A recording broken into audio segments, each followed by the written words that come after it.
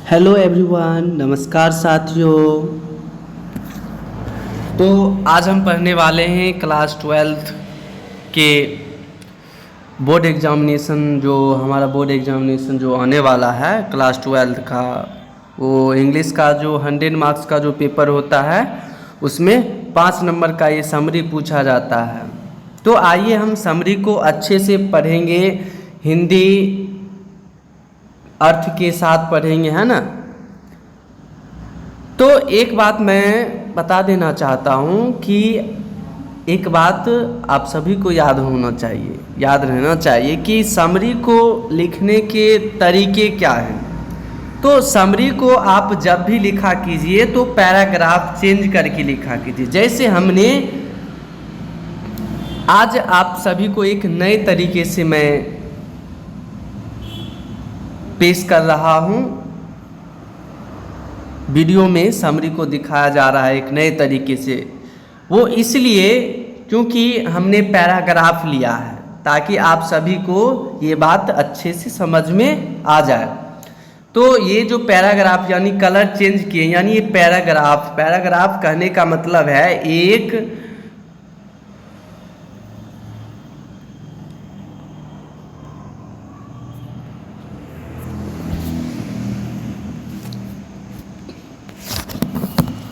दो तीन, है ना, 4 5, यानी पैराग्राफ में लिखना रहता है। तो पैराग्राफ कहने का मतलब है पैराग्राफ में समरी यदि आप लिखिएगा तो थोड़ा सा स्टैंडर्ड लेवल, उसका लुक चेंज हो जाता है, लिखावट अच्छी होती है, दिखने में अच्छा लगता है, ताकि एग्जामिनर जो कॉपी चेक करते हैं वो आपको अच्छा मार्क्स दे सकेंगे, है ना।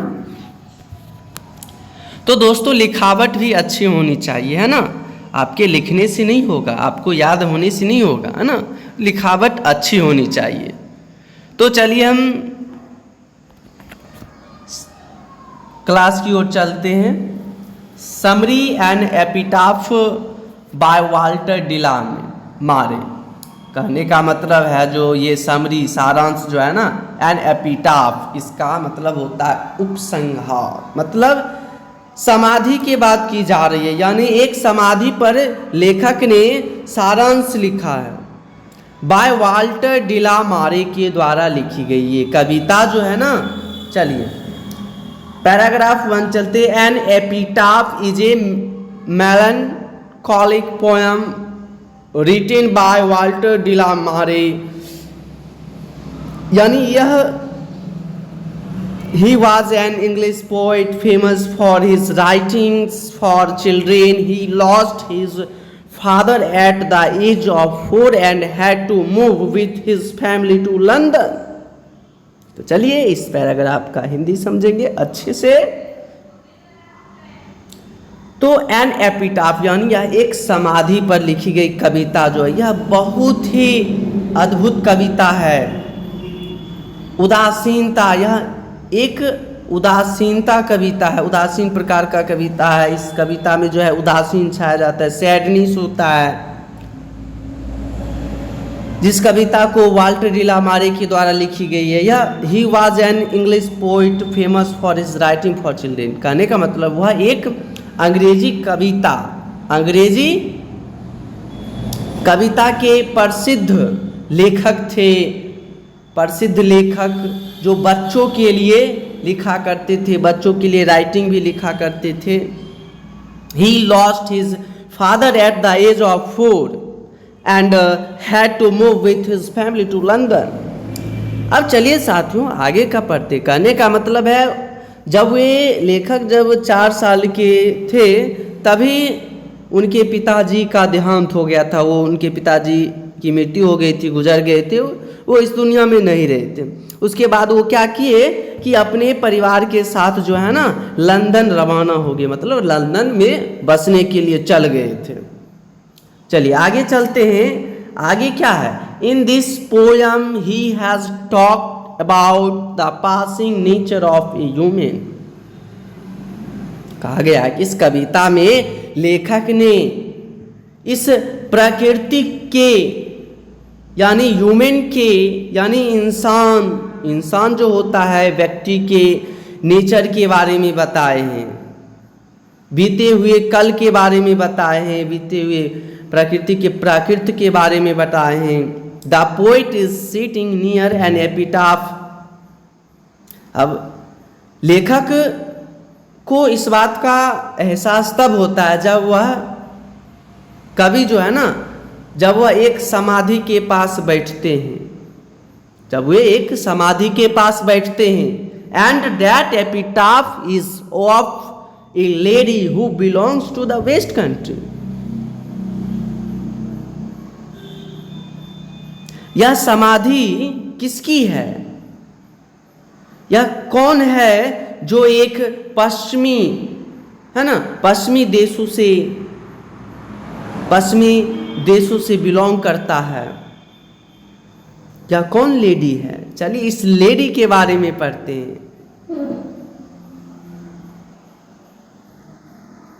इन the word of poet she is the most beautiful lady of west. यानी इस कविता में एक बहुत सुंदर सी लेडी के बारे में बताया गया है जो पश्चिम देश की रहने वाली है। कहने का मतलब पश्चिम देश ऐसा माना जाता है। लेखक ने बताया कि इस कविता में एक लेडी यानी एक औरत की चर्चा की गई है। वह औरत जो होती है ना, वो पश्चिमी देश की सबसे खूबसूरत औरत होती है। वही कहते हैं कवि, Probably he has affection towards her, but the beauty does not remain forever. लेखक कहते हैं कि उम्र जो है, यदि मान चलो उसकी उम्र जो ढल जाएगी, उसके मरने के बाद उसकी सुंदरता नहीं रहती है। जब वो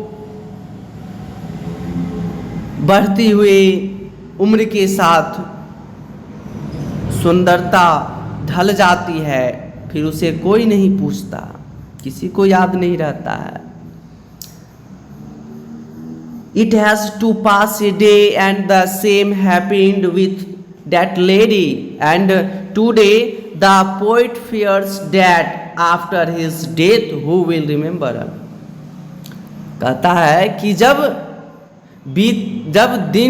जब समय बीत जाता है, वो दिन गुजर जाता है और उसी औरत के साथ जब आप कहीं जाते हैं, घूमते हैं, तो क्या होता है उस औरत के साथ? और लेखक ने ये भी कहा, जब चाहे कोई भी कितनी भी सुंदर क्यों ना हो लेडी, जब वो मर जाती है तो उसे उसके मरने के बाद उसे कौन याद रखता है? कोई नहीं याद रखता है। जब तक वो जिंदा है, जिंदा है। चलिए पैराग्राफ 5 पढ़ते हैं। Lastly we can see that it is really an awesome poem written by Walter de la Mare, in which is a brilliant so that every living being is immortal. अंत में लेखक कहना चाहते हैं कि हम लोग यह कहना चाहते हैं कि वास्तविक में यह कविता जो है ना, वास्तविकता पर आधारित है, जिसे वाल्टर डी ला मारे के द्वारा लिखी गई। इस कविता में लेखक ने एक ब्रिलियंट तरीके से अपनी मानसिकता को दर्शाया है, व्यक्ति के मानसिकता को प्रदर्शित किया है इस कविता के माध्यम से, कि हर जीवित व्यक्ति मरणशील होता है।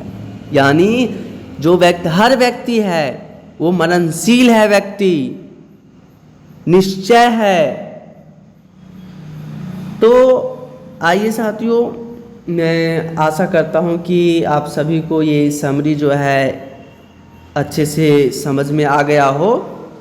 हिंदी भी इसका मैंने समझा दिया है, तो हिंदी अच्छे से समझ लीजिए। 2 बार 3 बार देखिए वीडियो, और वीडियो समरी को याद कीजिए। ये समरी जो है ना, अब ये समरी अपनी यानी एक सिंपल वर्ड में लिखा गया, ठीक है, तो इसको याद कर लीजिएगा। धन्यवाद।